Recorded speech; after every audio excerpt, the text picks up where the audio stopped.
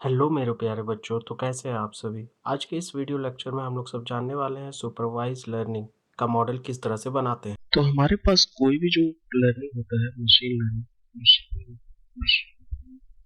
Learning learning करने का तीन तरीका होता है बेसिकली। ठीक है, एक हो गया हमारे पास बेसिकली चार तरीका बोल लो। ठीक है, एक हो गया हमारे पास सुपरवाइज लर्निंग,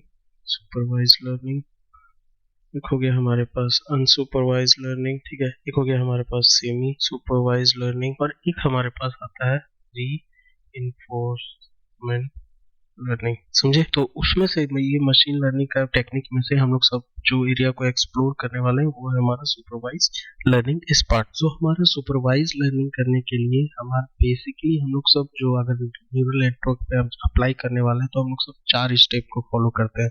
जो हमारा सबसे पहला स्टेप होता है वो हमारा होता है इनिशियलाइज करना वेट्स को एक एडुक्वेट वैल्यू से, मतलब एक सही वैल्यू से, ताकि किसी भी सिग्नल का इंपॉर्टेंस घटे नहीं, जो मैं आपको फर्स्ट वीडियो में बताया। सेकंड होगा हमारा इनपुट लेंगे हम लोग सब, उसको करेक्ट फॉर्म में फॉर्मेट करेंगे। दैट मीन्स हमारा क्या होगा, इनपुट होगा। ठीक है, और साथ ही साथ हमारा करेक्ट आउटपुट होगा, क्योंकि हमको क्या करना है, मॉडल को ट्रेन करना है। सो हमारा क्या प्रोसेस होगा, take the input from the training data, और वो फॉर्मेटेड होगा किस फॉर्म में, इनपुट और करेक्ट आउटपुट में, and enter it into the neural network, जो कि हमारा न्यूरल नेटवर्क का मॉडल जैसे बन रहा है। और उसके बाद क्या होगा कि हमको ऑब्टेन करना output from the neural network and calculate the error from the correct output. ठीक है, और उसके बाद क्या होगा कि हमको क्या करना है, फिर हमको एडजस्ट करना है वेट्स, और उससे फिर हमको रिड्यूस करना है एरर को। और फिर चौथा स्टेप हमारा क्या होगा, हमारा स्टेप में होगा कि हमको ये जो नंबर 2 और नंबर 3 है इसको रिपीट करना है। Repeat the steps 2 3 for all training data. So these steps are basically identical to the supervised learning process of the type of what we call machine learning. It makes sense because the training of the supervised learning is a process that modifies the model to reduce the difference between the correct output and model output.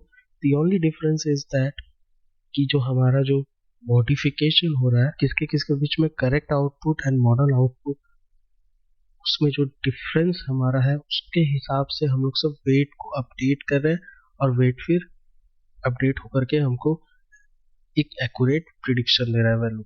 सो अगर हम लोग सब block diagram से देखने का कोशिश करें तो हमारे पास ट्रेनिंग डेटा इनपुट में जाएगा। ट्रेनिंग डेटा किस फॉर्म में होगा, इनपुट होगा, और करेक्ट आउटपुट होगा। इनपुट जाएगा न्यूरल नेटवर्क में, मतलब हम एक रैंडम वैल्यू का वेट्स का अब डालेंगे और वो हमको एक आउटपुट देगा। हम फिर एरर को कैलकुलेट करेंगे, एरर देखेंगे, एरर के हिसाब से हम फिर वेट को अपडेट करेंगे।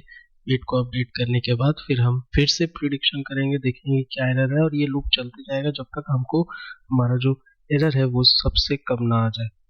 समझे बात को? तो यही था हमारा एक कॉन्सेप्ट सुपरवाइज लर्निंग का।